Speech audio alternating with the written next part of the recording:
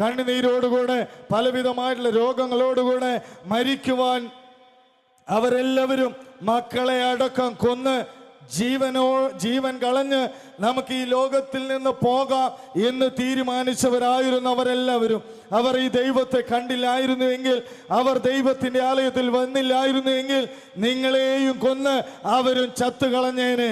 എന്നാൽ നിങ്ങളെ ചാവാതെ വണ്ണം ജീവനോടുകൂടെ നിലനിർത്തിയത് സർവശക്തനായ ദൈവത്തിന്റെ സ്നേഹമാണ്. ആ സ്നേഹത്തെ നിങ്ങൾ മറന്നു പോകരുത്.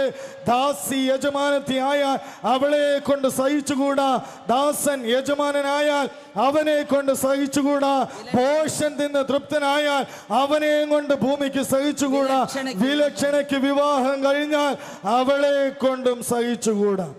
ഇന്ന് ആ ചോദ്യം ചോദിക്കുകയാണ്, നിങ്ങൾ മറ്റു പലർക്കും സഹിച്ചു കൂടാത്തവരാണോ? സ്നേഹമായിരുന്നതായി